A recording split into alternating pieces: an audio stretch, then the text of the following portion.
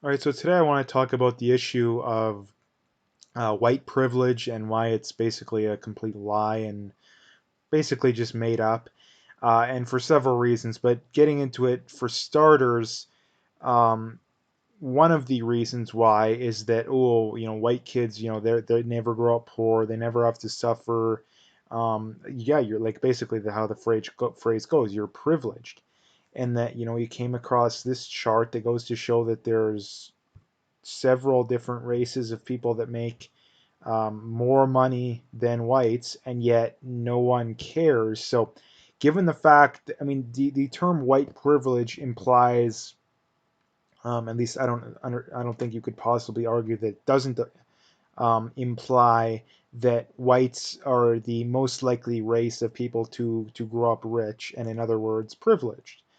And like I said, the problem with that is that the charts clearly show that it's not true, and we know it's not true. Like I say, Jewish kids make more, or sorry, Jewish people make more. Most Asians make more. Filipinos, Indians oftentimes make quite a bit, or make a little bit more. Um, so, like I say, the idea of white privilege is completely made up, not true. Now, why do you constantly hear about it then? Why is there so much hatred against whites? Well, it's very simple. Whites are the most likely race to not vote for the left. Who is the group of people constantly making the accusations? It's always the left. There's nobody on the right who's lecturing people about white privilege. It's always the left, specifically the further to the left, the more likely they seem to want to talk about it, because the people on the far left want socialism, and the people least likely to want socialism is whites, specifically white men, which is why white men, there's so much visceral hatred, largely for no reason, for white men in society. So that's basically probably the main reason.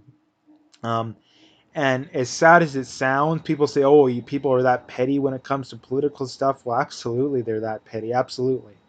Like, and I don't think anybody really disagrees with that. They just don't want to think that it's the case.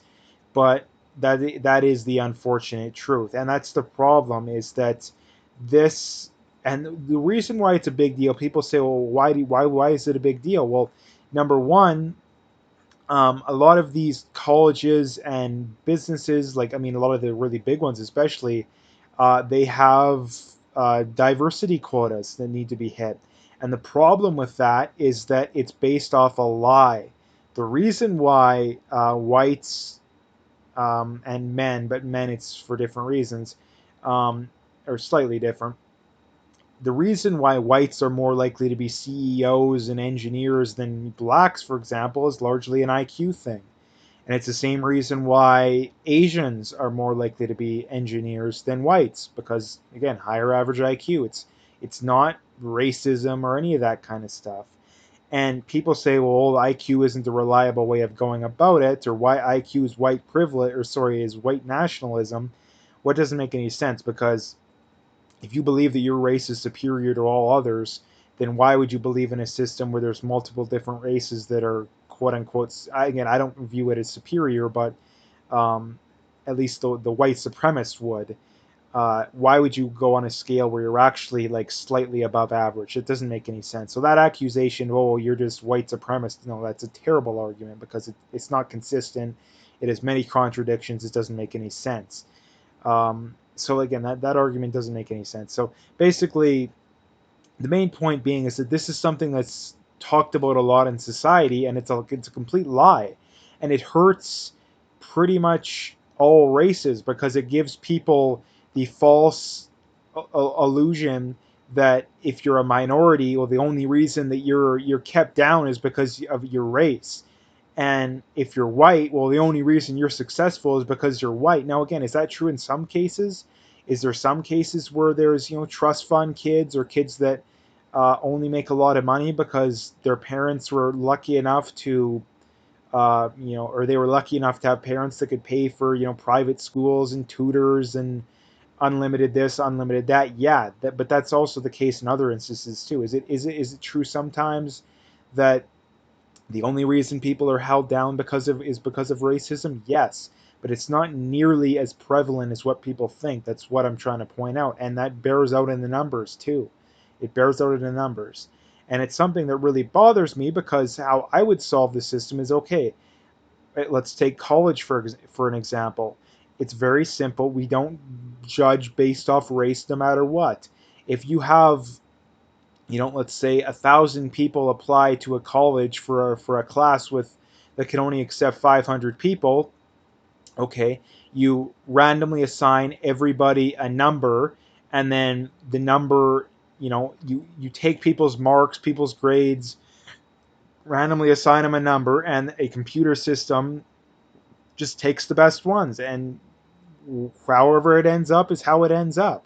Now, the reason that where the problem comes up is that because of the lower IQs for minorities, there will inevitably be more whites, but again, there'll be more Asians than whites, assuming that there's the same amount of people applying. There'll be more Jews than whites, assuming there's the same amount applying, which there usually isn't, but for sake of argument, assume there is.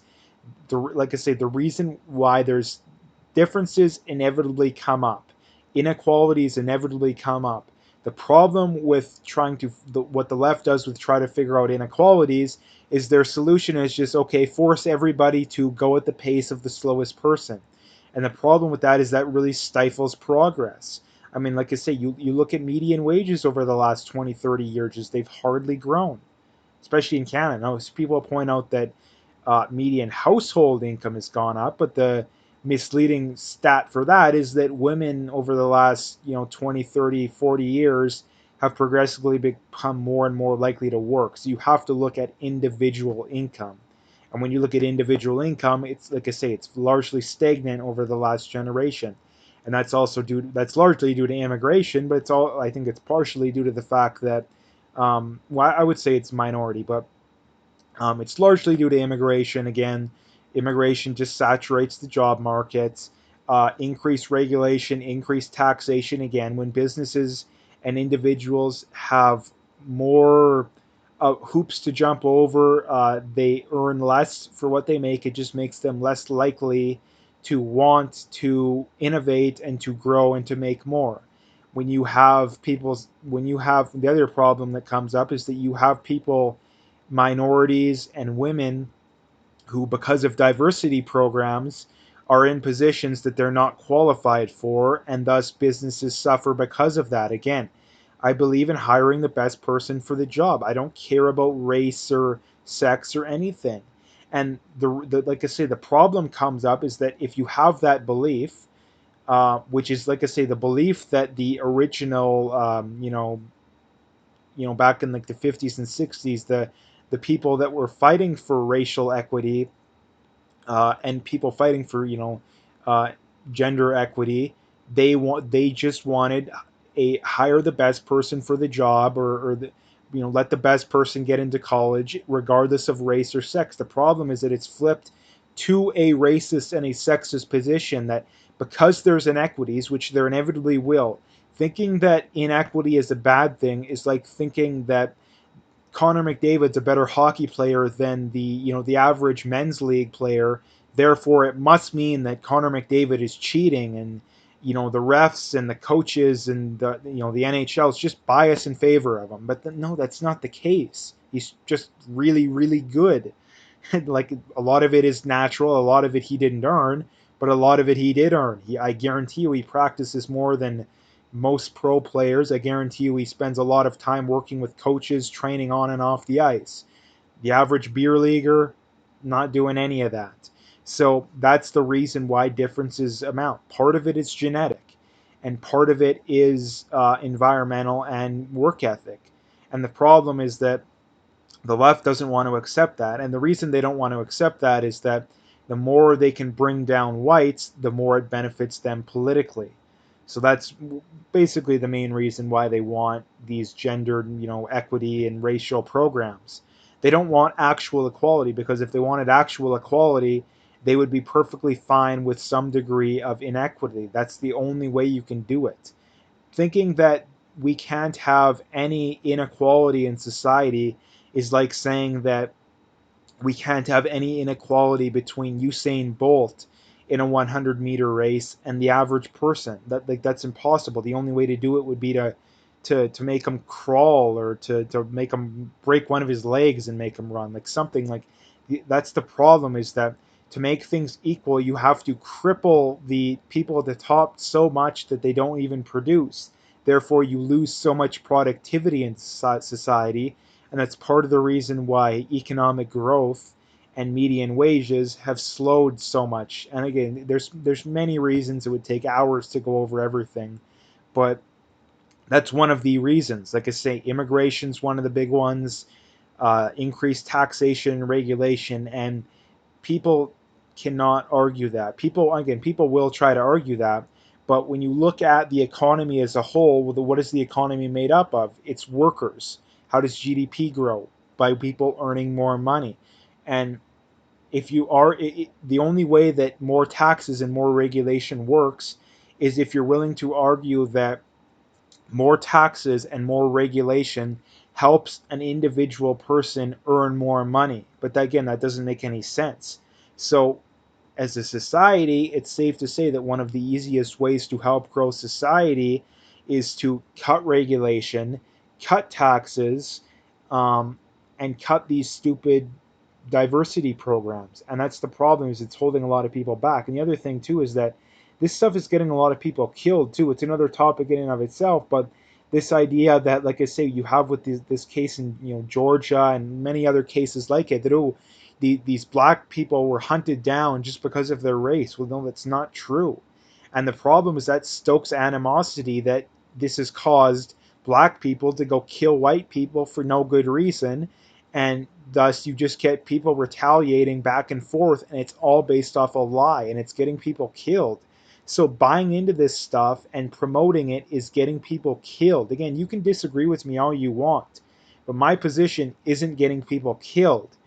Your position is getting people killed. So that's the last thing I wanted to point out. But so anyway, if you like the video, make sure to hit that like and subscribe. Check out my PayPal and email. I got linked in the description. Again, appreciate any donations, but at the very least, just hit that like and subscribe if you haven't already. Last couple things, as always, check me out on PayPal, or sorry, check me out on Twitter if you haven't already, and check me out on BitChute if you haven't already. Again, all the links are in the description, so you can find them all there.